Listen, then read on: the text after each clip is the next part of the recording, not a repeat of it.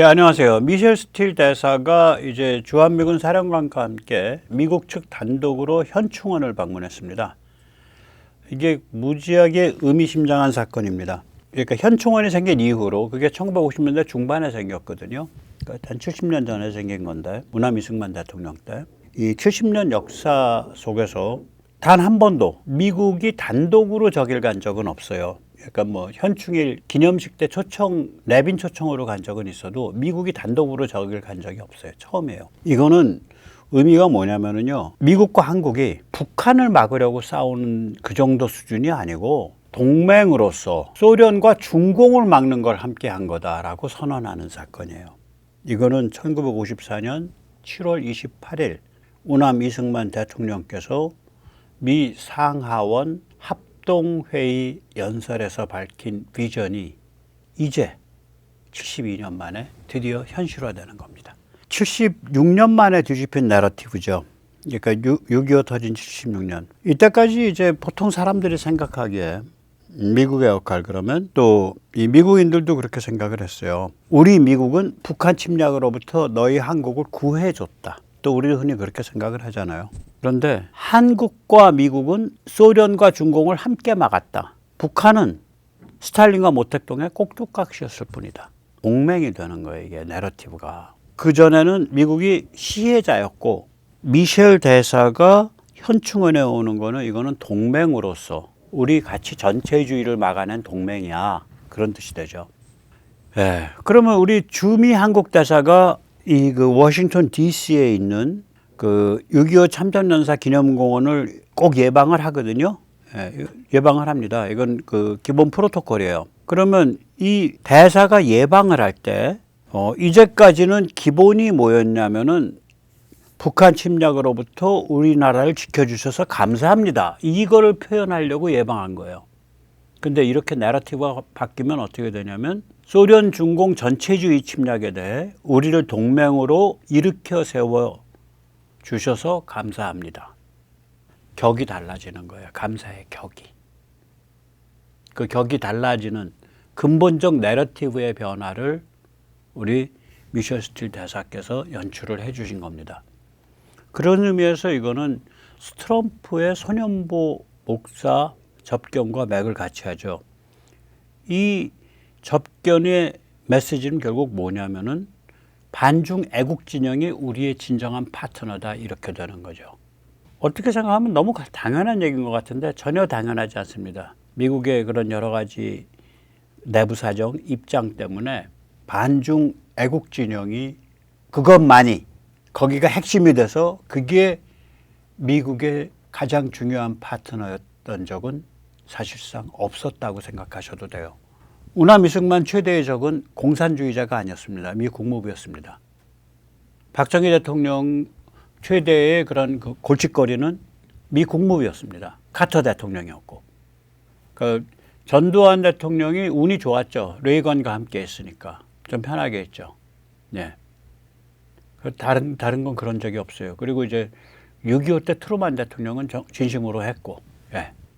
그래서 이 사정을 알려면 제가 이제 자료를 뒤지다 보니까 이게 위스콘신 대학의 동아시아 연구소가 있는데 여기 이제 부소장급이 되겠죠.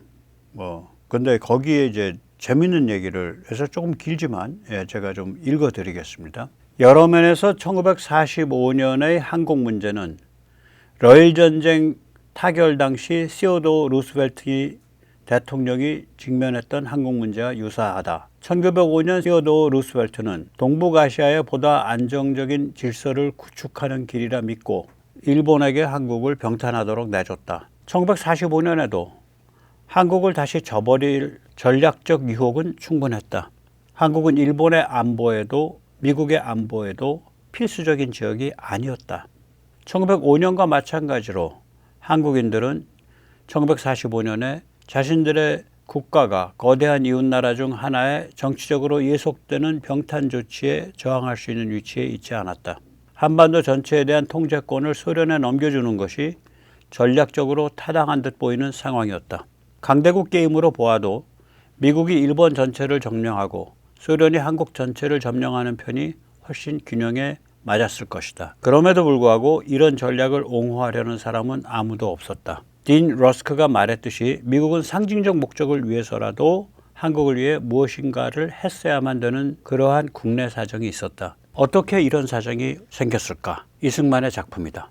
1945년 한국에 가졌던 상징적 중요성은 상당 부분 이승만이 40여 년간 미국에서 펼친 활동 덕분이었다. 그는 영향력이 거의 없던 바닥에서 시작해 꾸준히 일하면서 미국인들이 가지고 있는 동아시아의 기독교 전파, 인권, 미국 대외 정책의 인류 보편성을 가져야 된다는 관념, 이걸 활용해서 한국 독립 지지 세력을 구축했다. 미국 안의 한국 독립 지지 세력과 이승만은 미국 정책 위반자들에게 미국이 한국에 대한 책임을 지고 있다라는 확신을 심어주었다. 비록 스스로는 인지하지 못했을지라도 이승만은 1950년 6월보다 훨씬 전에 이미 한국을 냉전의 첫 번째 전장으로 탈바꿈시킨 주인공이다. 이승만은 일찌감치부터 소련이 한국의 루블린 정부, 소련의 뇌수조정 위성 정보를 수립하려 한다. 미 국무부의 늑장 대국이 소련의 야욕을 돕고 있다라고 주장해왔다. 이는 국무부의 대외 정책에 의구심을 품고 있던 미국인들의 회의론에 불을 지폈다. 이미 미국이 동유럽에서 소련에 너무 많은 것을 양보했다라고 우려하던 미국인들을 경악하게 만들었다. 2차 대전 막바지에 이승만은 한국 및 한반도를 미소 대립의 정치적 핫스팟으로 만들어놨다. 이승만은 국무부를 옛날에 한반도를 일본에 넘겨주었던 수법이 이제 한반도를 소련에 넘겨주는 정책으로 탈바꿈했다라는 프레임 속에 가두어 버렸다. 그렇게 국무부를 공격했다. 그러나 미국의 관점에서 보면 냉정하게 말하자면 1945년에 원대한 계획 없이 어쩌다 저질렀던 한반도 분단 점령이 1947년쯤엔 점점 더 골아픈 악몽으로 변했으며 마침내 전쟁의 불씨가 되고 전 세계 냉전 구도를 확정짓는 계기가 된 셈이다. 이승만은 서울의 감옥에 갇혀있던 19세기 말 20세기 초 만 5년 동안 미국인들의 종교적 열정과 이념이 한국인의 비참한 처지에 대한 미국인들의 관심을 끌어내는데 활용될 수 있다는 것을 깨달았다. 그는 미국인의 이 같은 심리를 100% 활용해서 대성공을 거두었다. 이승만이 해낸 일은 그 자신이 상상했던 것 이상의 파급 효과를 불러일으켰다. 이승만의 구도는 오늘까지도 여전히 작동하고 있다. 이분을 한번 좀 컨택을 하려고 그래요. 그래가지고 어떤 식이든지 제가 최근에 발견했는데 아주 깊게 우남 이승만을 연구한 분이에요. 굉장히 깊게 연구했어요. 아마 한국말도 엄청 잘할 것 같아. 어떤 인연인지. 예. 우리나라에서 미국 베스트셀러 책을 쓴 사람은 BTS가 아니고 우남 이승만이죠. 예. 1946년 봄에 나와서 베스트셀러가 됐죠. 저는 일본을 벗기다, 재팬 인사이드 아웃 그렇게 번역하지만 일본 내막이라고 번역이 됐고 비봉 출판사 번역이 굉장히 좋습니다. 여기에 보면 펄벅의 추천액을 붙어 있죠. 펄벅은 이제 소설 대지 이런 걸 쓴 분으로서 1938년 노벨 문학상을 수상한 정말 잘 쓰는 분이에요. 생각이 깊고. 예. 이 책은 미국인의 머릿속에 한국을 각인시켰습니다. 이 책, 펄벅의 추천의 글을 제가 읽어 드리겠습니다. 이 책에는 무서운 이야기가 담겨 있다. 나는 이 이야기가 진실이 아니라고 말하고 싶다. 그러나 너무나 진실된 이야기가 아닐까 우려된다. 1905년 시어도어 루스벨트 대통령이 1882년 조미 수호 통상 조약을 파괴한 데에서부터 대형 사고가 터졌다라는 우남 이승만의 지적은 100% 맞다. 역사는 이 사건, 가스라테프트 밀약에 대해서 우리 세대 전체를 수치스럽다라고 기록할지도 모른다. 미국인들은 이 책을 읽어야만 한다. 이 책은 미국인을 위해 쓰였기 때문이다. 그리고 이제 이런 책을 읽어야만 하는 때가 왔다. 극찬을 해놨어요. 그리고 여기에 이제 1882년 조미 수호 통성조약을 거론하죠. 이게 이제 우남이 야 너희 옛날에 우리 주권 독립국가를 지지한다라고 조약을 맺었었어. 야 그런데 어떻게 너희가 우리를 카스라테프트 밀약 같은 걸로 일본에 그냥 내줄 수가 있냐. 조약에 충실해야지. 이런 주장을 많이 하셨고, 그리고 말하자면은 그 조약의 의미를 가장 먼저 조명한 분 중에 하나예요, 우남이. 그런데 이제 요새 재밌는 사건이 하나 터졌죠. 예. 여기 김준형이라는 인물이 있죠. 예, 오른쪽에 국회의원이죠. 조국당의 국회의원인데 이 인간이 문재인 정부 때 이제 국립외교원 원장을 했죠. 학계에서 별 공적도 없는데 했어요. 뭐 색깔이 무지하게 진한 것 같아. 발언을 보면. 그래서 이제 김준형이가 여기서 나서가지고 극언을 하고 있습니다. 극언의 계기는 뭐냐. 미셸 스틸 대사가 7월 30일 오후에 인천공항에 내리면서 제2여객터미널 입국장에서 공식 부임 도착 성명을 발표합니다. 그 성명 안에 미셸 스틸 대사가 뭐라고 말하냐. 미국과 대한민국은 140년이 넘는 시간 동안 함께해 왔습니다. 라고 말을 했어요. 그럼 우리가 타임머신을 타고 140년을 가면 1886년이야. 그러니까 그게 딱 뭘 가리키는 거냐면 1882년 체결된 조미 수호 통상 조약을 가리키는 겁니다. 아까 보셨잖아요. 펄벅의 그 추천사에 보면 미국이 1905년 조미 수호 통상 조약을 저버리고 한국을 일본의 보호령으로 내준 카스라 테프트 밀약을 맺었던 것이 결국 이 모든 대재앙의 씨앗이었다라고 얘기가 나오잖아. 그러니까 이 펄벅의 얘기나 이거 노벨 아니 평생을 중국을 드나들면서 중국에서 오래 살면서 정말 중국의 그 비참한 인민들이 무슨 상황에 있는지를 그린 어마무시한 책을 썼죠. 대지 뭐 이런 거. 그 위대한 문호인데 여성 문호인데 사상가고. 이런 사람이 이런 얘기를 해요. 우남이 또 그런 얘기를 했고. 근데 김준형이 뭐라 그랬냐. 한미관계를 불평등 조약인데 거기에다가 들이댑니까? 정신머리가 이상합니다. 뭐 이런 식의 취지의 말을 해. 미셸 스틸이 조미 수호통송조약에 빗대가지고 140년 전부터 우리가 좋은 관계였다. 아니 프로테스탄티즘도 미국에서 주로 들어왔고 성경도 미국 선교사들이 그랬고 교육제도도 그렇고 아리랑 같은 민요 체보되기 시작한 것도 그렇고 주시경 같은 한글학자를 길러내는 우리 뭐 띄어쓰기 뭐 이런 거 처음 정리한 것도 그렇고 다 미국인이랑 관계가 있어요. 그리고 항일운동을 배후에서 많이 그 병풍을 쏘셨단 말이에요. 다 미국인이랑 관계가 있죠. 이런 일체의 일들이. 근데 그거에 대해서 격분을 해서 그 계거품을 몰더라고. 그래서 야 김준형 저 사람 머리가 이러냐? 좀 이상한데? 아니면 눈알이 이런 거냐?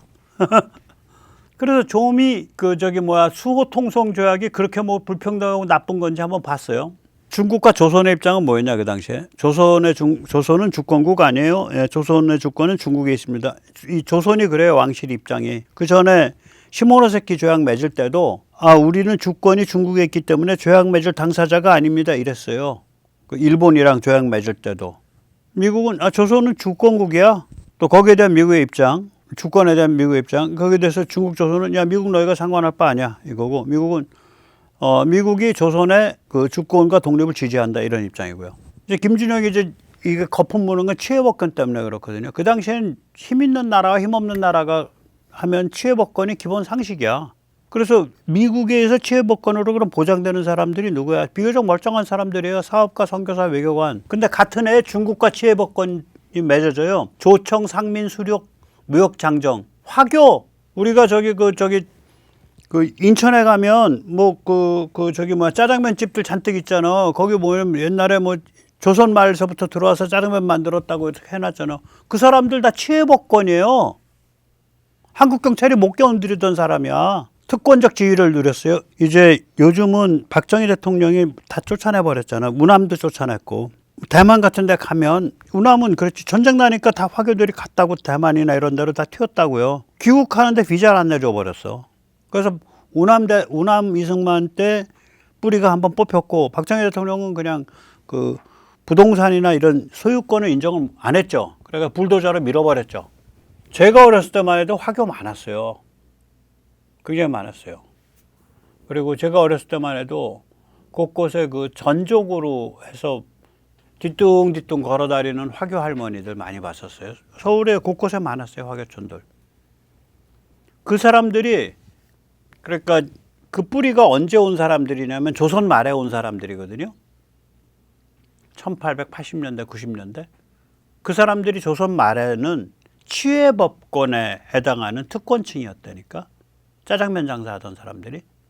그러면 우리 김준형 씨는 이런 국립외교원 원장까지 하셨으니까 이런 사정 알 거 아니야. 아니 조미 수호 통상조약의 치외법권에 대해서 이렇게 지금 미셸 스틸을 향해서 분노를 터뜨릴 정도면 중국 대사관 앞에 가서 분신 자살하셔야겠네. 돌아가지 마세요. 그렇게 열받지 마세요. 에? 잠시 세뇌 탈출 안내 말씀 좀 드리겠습니다. 알림, 좋아요, 구독은 머스트입니다.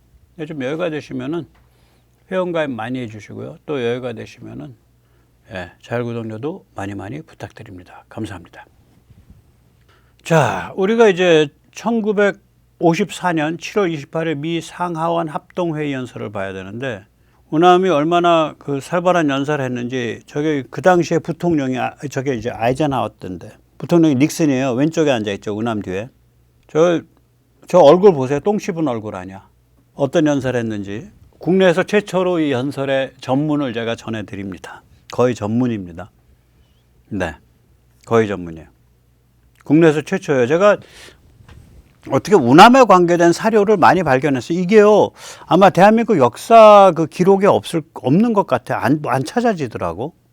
모르겠어요. 내 재주는 안 찾아져. 혹시 연구하시는 분 있으면, 이 기록에 있으면은 그 영문으로 있을 거거든요. 국문 원고는 없을 수 있어요. 좀 올려주세요. 그 링크나. 그러면 제가 이거를 다른 데 있는 아카이브에서 뽑은 거라 이게 전문인지 아닌지 확인이 안 돼요. 근데 분명히 한 80%는 들어있는 것 같아요. 네, 제가 좀 말씀드릴게요. 제가 이 영광스러운 자리에서 여러분께 보답할 수 있는 길은 제 마음속의 생각을 숨김없이 이야기하는 것이라 생각합니다. 이렇게 한 자락 딱 깔아. 그러니까 이건 내 마음속에 있는 얘기니까 다 내 후배뻘 되니까 당신들 나 그래도 프린스턴 나왔어. 1910년에.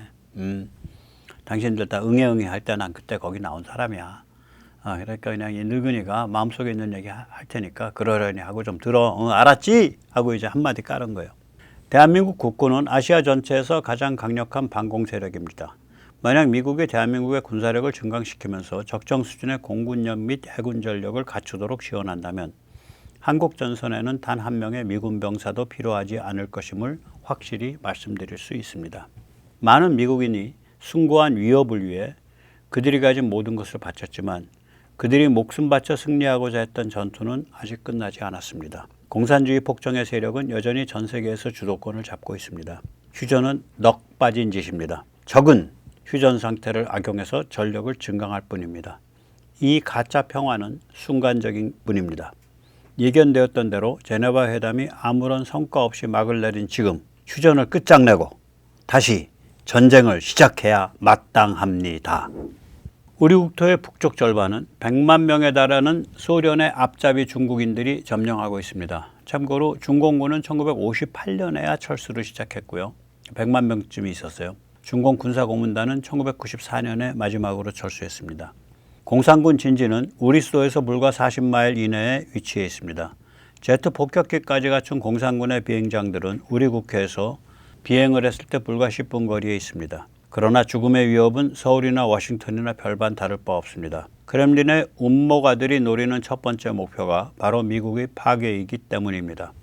소련의 수소폭탄은 한국의 별 볼 일 없는 도시보다 미국의 화려한 대도시들에 먼저 떨어질지도 모릅니다. 세계 재패를 위한 소련의 전략 핵심은 소련이 기습 공격으로 미국의 비행장과 생산 중심지들을 가루로 만들어버릴 수 있는 충분한 수소폭탄과 대륙간 폭격기를 보유할 때까지 평화를 운운하며 미국인들을 죽음의 잠으로 유인하는 것입니다. 이는 미국의 국제도덕 기준에 대한 찬사처럼 보이지만 실상은 간교한 심리전일 뿐입니다. 왜냐하면 소련 정부는 미국의 보복 능력을 완전히 제거할 수 있다는 확신이 들 만큼 충분한 무기가 모이면 그 즉시 멸망의 무기들을 사용할 것이기 때문입니다. 우리는 소련의 약속을 믿을 수 없다는 것을 잘 알고 있습니다.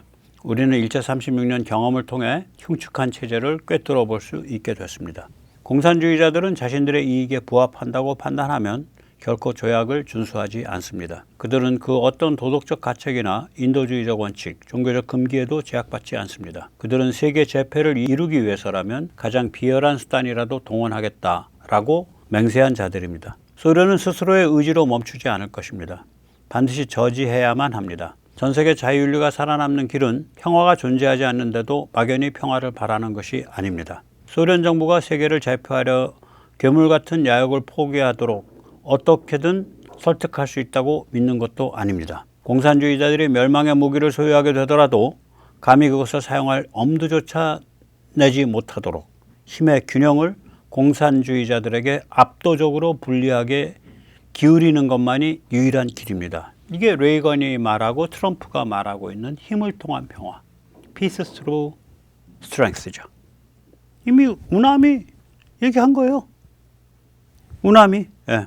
시간이 얼마 남지 않았습니다. 수년 내로 소련은 미국을 굴복시킬 수 있는 수단을 갖추게 될 것입니다. 우리는 지금 행동해야 합니다. 어디서 행동할 수 있습니까? 우리는 극동에서 행동할 수 있습니다. 대한민국은 잘 무장된 20개 사단과 추가로 20개 사단을 편성한 인력을 여러분에게 제안했습니다. 150만 명의 한국 청년들은 인간의 자유와 그들의 명예 그리고 조국을 위해 싸우는 것을 최상의 소명으로 여깁니다. 우리 장병들의 용맹함은 전투에서 이미 입증되었습니다. 한국군 병사는 세계 그 어떤 용사와도 맞먹는다라는 벤플리트 장군의 발표 이후 그 어떤 미국인도 이를 의심하지 않습니다.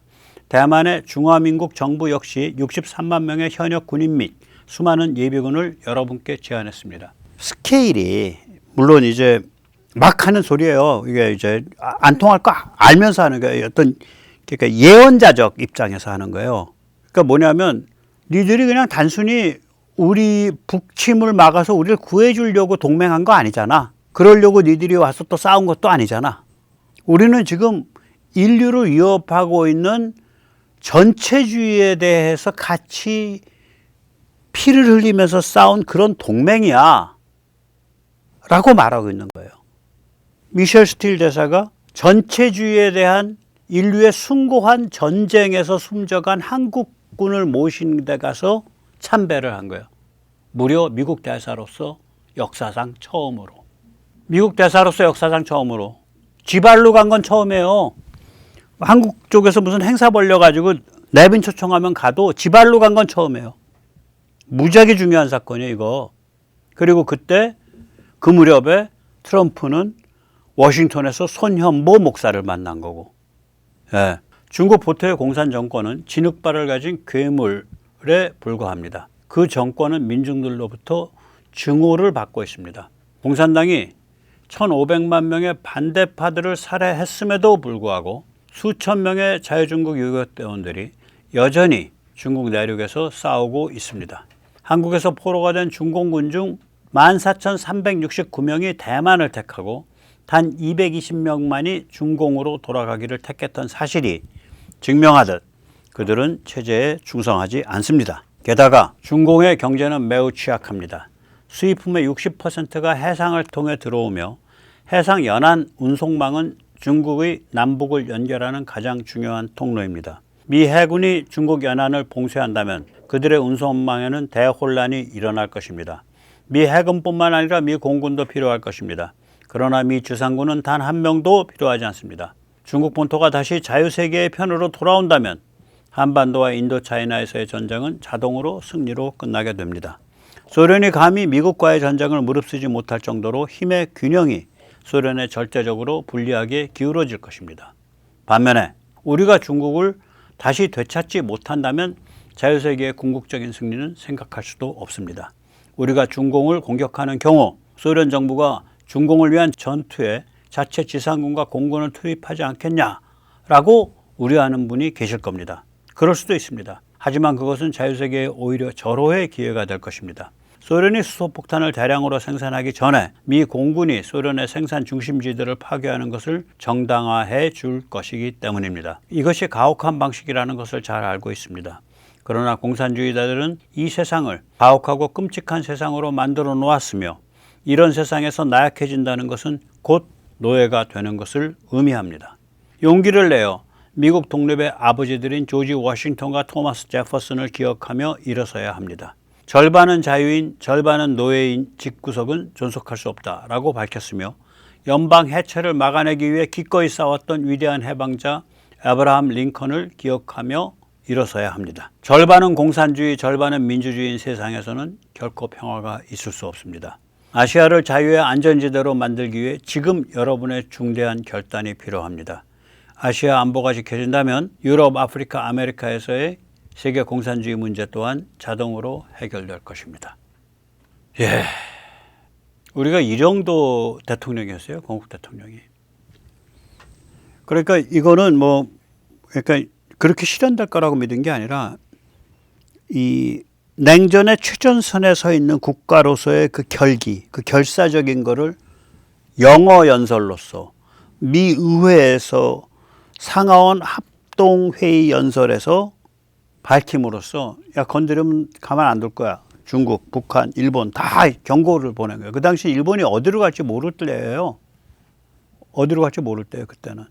일본이 아직 베갈라서 항복하는 그 멘탈에서 안 벗어날 때니까. 그런 대통령이에요. 예. 훌륭하죠. 또 이런 분을 땅에 묻어놓고 모시지를 못하는 우리가 참 바보죠. 예. 제가 제 이제 소회를 좀 한 몇 페이지 말씀드리겠습니다. 건국은 1945년 8월 15일 하루 동안 펼쳐진 이벤트가 아닙니다.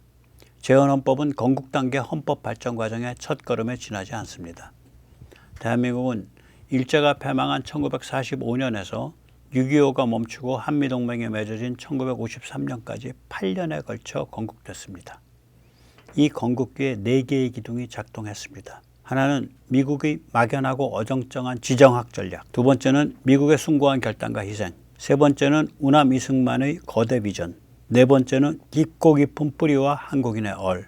이 4개가 상호작용을 하면서 건국이 되고 이 공산 전체주의 침략을 물리친 겁니다. 그리고 한미동맹이 이루어진 겁니다. 6.25 휴전 이후 대한민국에 대한 미국의 정책은 아이러니 그 자체입니다. 미국은 6.25 휴전 이후 최근까지 중화인민공화국을 한 번도 제1적성국 혹은 전략적 경쟁자로 본 적 없습니다. 미국의 서태평양 전략에서 대한민국은 아주 미묘한 2개의 이중적 지위를 가졌습니다. 첫째, 제1도련 바깥에 전제하는 전방초소로서 반공의 최전선이자 소련, 중국에 대한 방파제입니다.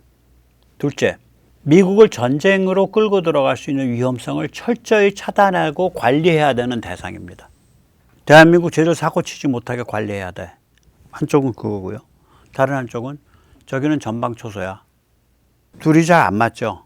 이 둘 사이에서 존재해온 나라예요. 최근까지 대한민국이. 우남 이승만의 1954년 미 상하원 합동회의 연설에서 드러나듯 한국에게 반소 반중은 실존적 필요였습니다. 반면 미국에게 이는 매우 위험한 도화선이었습니다. 한국과 미국 사이에는 이 같은 입장 차이와 관점 차이가 존재했습니다. 이 동맹 내부의 긴장과 균열을 틈타 썩어빠진 조중동 또 옛 민주당 같은 전통 제도권이 날뛰고 왕노릇을 해온 겁니다. 왜냐? 미국은 거기를 레버리지로 저 우남 연설에서 드러나는 저 맹렬한 비전을 제어해야 됐거든. 그러니까 조중동과 한민단계, 옛날 민주단계 이것들이 바로 그러한 레버리지를 갖고 있는 거예요. 한국인의 원천적인 반중, 원천적인 반전체주의의 이 강렬한 에너지를 족쇄를 채우기 위한 수갑 역할을 해온 자들이 바로 조중동이요, 바로 옛 민주당들이에요. 옛 제도권들. 미국이 중국 사랑에 함몰된 이후에는 또 얘기가 또 달라져요. 또 미국이 포스트모던 해체주의에 의해 깊게 병든 이후엔 또 달라져요. 그래서 마침내 동맹에 의해 촉발 강화되는 방향감각 상식 및 정신적 타락이 되어버려요. 미국에 의해 촉발되는 거예요. 이제 강화되는 거예요. 미국 자체가 마탱이가 가니까. 미국이 무슨 우리를 악의를 가져서가 아니라 미국 자체가 마탱이가 가니까 여기서도 이제 굉장히 난잡해지는 거죠. 바로 이 같은 동맹 내부의 취약성에 기생해온 생명체가 종중 더불당 이재명이에요. 그런데 이제 미국은 중국 따돌리기 신냉전에 올인을 했습니다. 중국 사랑 하이퍼 글로벌리즘 끝났습니다. 포스트 모던 해체주의 끝났습니다. 기생 생명체가 살아갈 수 있는 생태계가 끝났습니다. 끝난 것을 끝내는 최종 행위만 남아 있습니다. 그 행위의 유일한 주체는 바로 우리 자유공화 시민입니다. 우리 자유공화 시민의 저항과 승리만 남아있을 뿐입니다. 오늘 여기까지 모시겠습니다. 감사합니다.